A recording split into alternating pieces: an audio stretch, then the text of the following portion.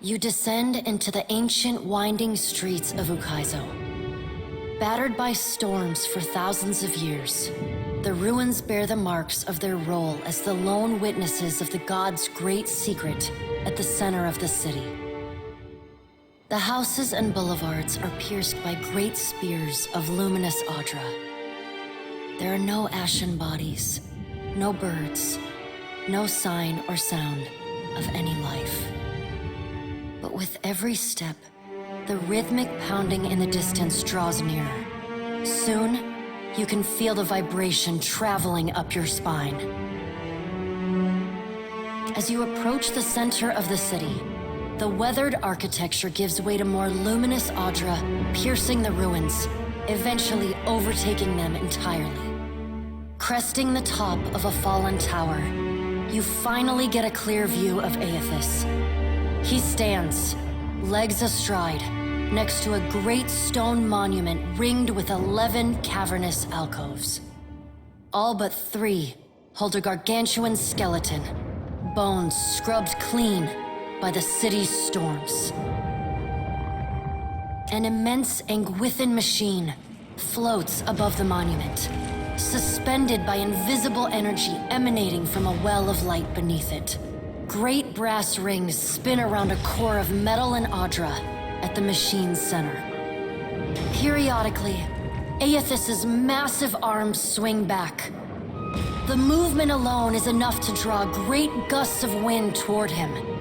When they come down on the machine, the impacts are accompanied by eruptions of electricity, fire, and smoke. The hundreds of luminous Audra pillars across Ukaizo sympathetically dim in a rippling wave that spreads out from the machine. The only safe route to the god is a steep ascent along a monstrous pillar of luminous Audra.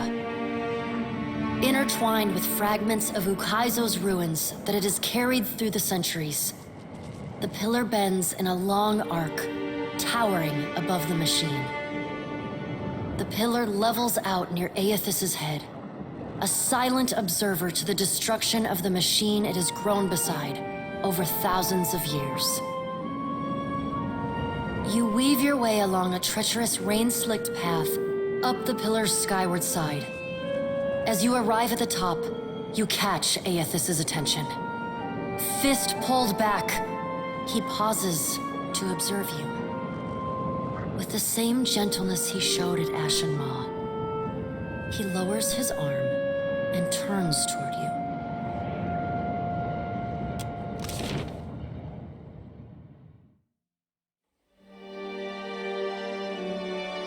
Strange to see Ukaizo in this way. It may be hard to picture, but this city was once full of life. The Huana, yes, but also Kith from many other cultures. Great hanging trees shadowed these boulevards. Gardens sprawled across the open rooftops. Each spring, a festival procession would wind its way from the hillside into this valley. The celebrants would pass through a steep walk among the stalls of foreign merchants, flowers falling upon them from all sides. All people of all nations, together in a celebration of new life. Such was the power and beauty of lost Ukaizo.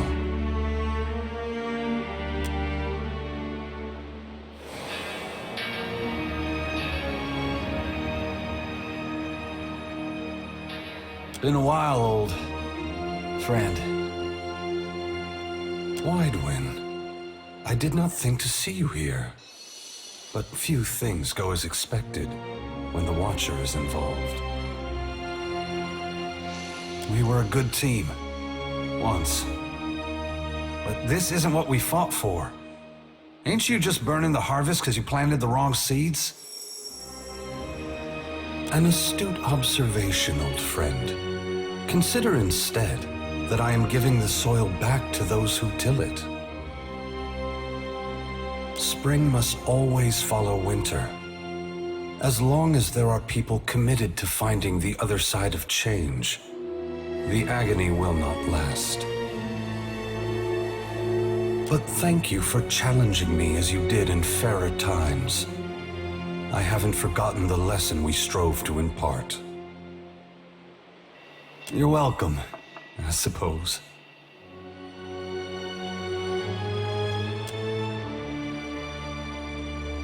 This isn't right. You can't put this burden on us. You can't make the gods' problems, our responsibility to fix. How can you have faith that what you're doing is good? You know how many people are going to suffer because of this. No matter how you spin this, you can't set it straight. Adair, I wish I could explain it to you. It breaks my heart that I cannot. But no matter how much you curse me, do not despair. The souls of this world will need people like you. Lights burning brightly in the darkness to come.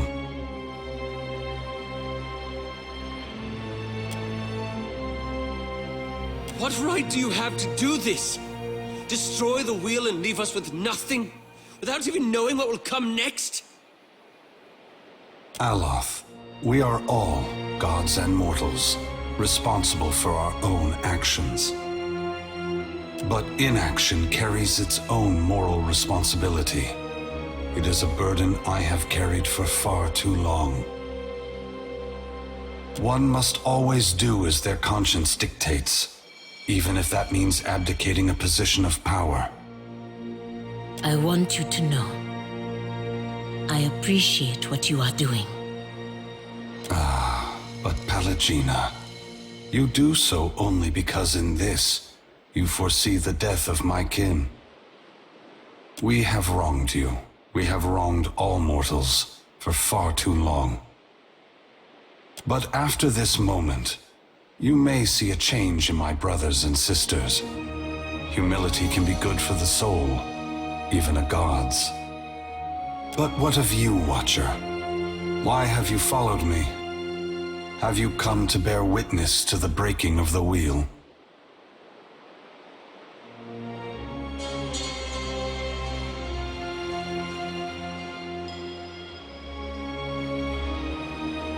Mortals are already inspired. It is what has pushed them on for hundreds of generations to reach this point in time. Animancy is poised to go far beyond what we Gweathans ever discovered. Why does Helia think I should lend more power to mortals?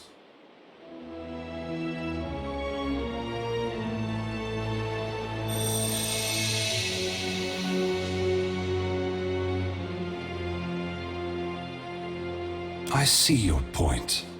Perhaps it was naive of me to think that mortals could immediately set about to fixing the wheel in the midst of such chaos.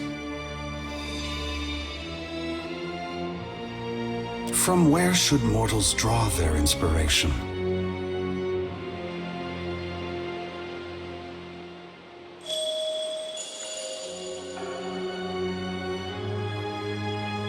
Very well, Watcher. I will ensure that mortals are inspired by my passing, that my power not be expended in vain. Indulge me in a moment's curiosity. There is something I wish to know about Eora, about Kith, that I can only learn through your eyes.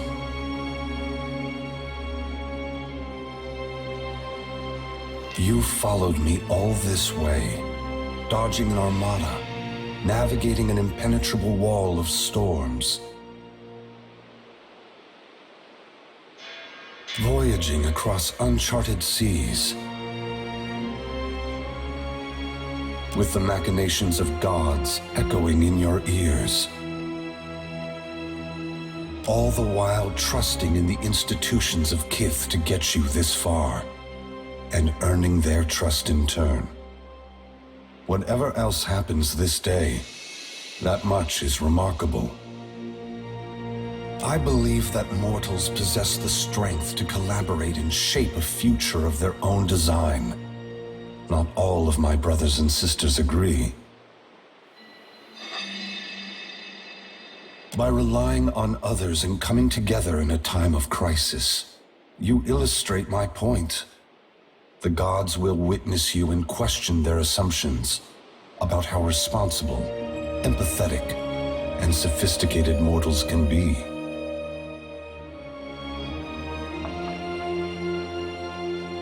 What inspired your decision, Watcher? Did the choice echo your foundational beliefs? Or were you influenced by observation?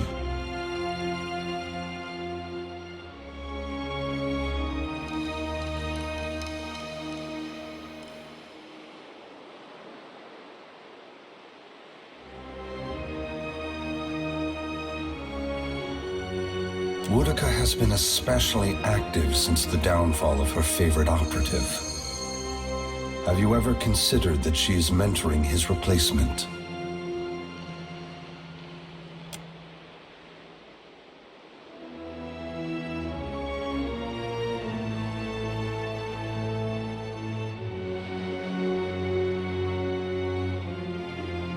My brothers and sisters never act when the gains are strictly short-term. If Boudica's shadow has fallen upon you, that can only mean she recognizes your potential to further her ambition.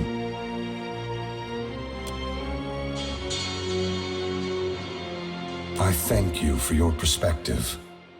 Yours is not the only opinion that concerns me, but for the moment, it offers much to consider. All I ever wanted for mortals was growth, transformation. Once, my brothers and sisters shared this goal. Some have forgotten themselves, giving into fatalism or tyranny. Others have succumbed to apathy. It brings me great sorrow that crisis is the only way to set the future in motion. Would that I could pass the responsibility of heralding your darkest hour to another. Never forget that trust and coordination between mortals brought you to this place. Your future is built on a foundation of hope, and you have laid the first stone.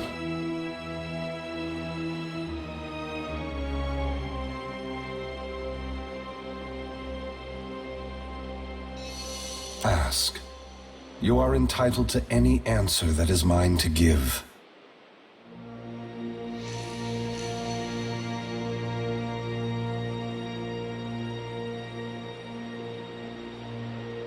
No one is worthy of unconditional trust. If you feel the gods are beyond forgiveness, then they don't deserve your obedience. Make your future one that doesn't require them. Should you choose to accept the gods, I hope that you temper your faith with skepticism.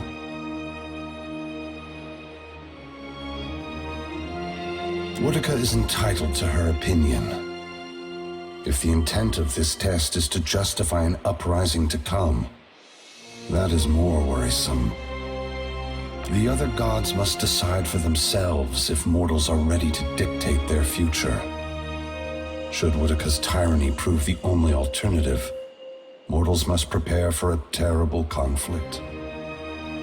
Your perspective bridges eternity, Watcher. Many will look to you to mediate differences that could shake the very foundations of Eora.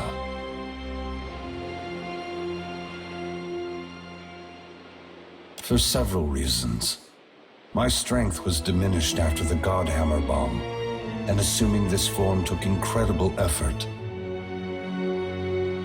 With so many vying for control of the Deadfire, I also saw a ripe opportunity for mortals to cast aside their differences and stand together as one. They have never been more powerful, more capable. Because of this, the gods must justify their importance or be proven obsolete.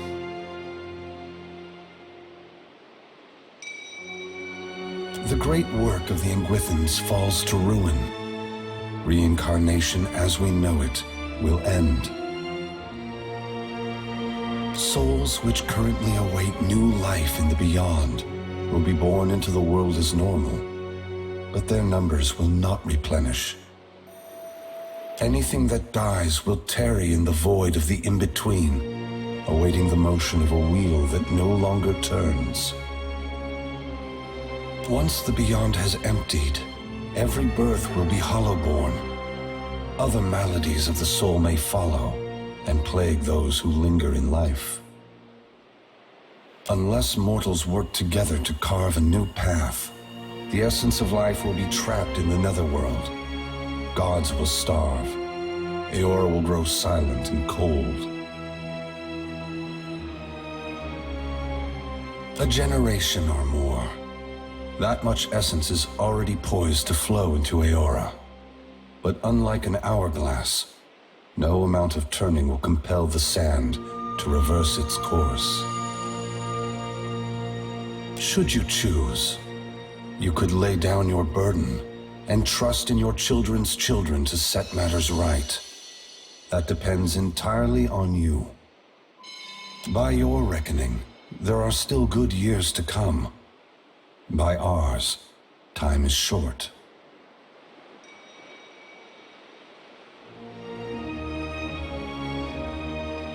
When we tamed the cycle of reincarnation, we broke what had once functioned naturally and without intervention. The flow of essence will not normalize on its own. Essence will simply pool in the void of the in-between, never passing through Adra networks to the beyond. The dead will be left to wander in darkness, confusion, and sorrow. Yes, they must work toward a solution or perish. If that task is beyond their skill, then they no longer deserve their position. I would have them justify their right to lead. That could mean swallowing their pride and hearkening to the wisdom of mortals. Some, I expect, will perform better than others. I must attend to my final work now. I cannot delay any longer. You have carried a heavy burden across the Deadfire, Watcher. Before I go, I would rid you of it.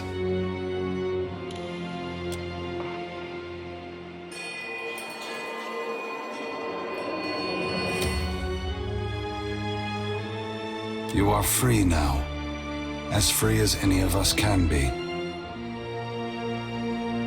Many will come to you for help in the years ahead. Animancers, priests, even the gods themselves. I have great hope for you, but always remember that your future is for you to decide. Use your freedom well. Eothas squares himself to the machine.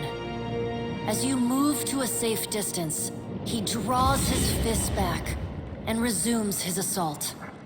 The blows rain down with increased fervor, but the machine perseveres in spite of his efforts. Spreading his arms wide, Eothas draws power from the luminous Adra clustered around the valley. The energy courses through his body, limbs overflowing with intense light and waves of heat.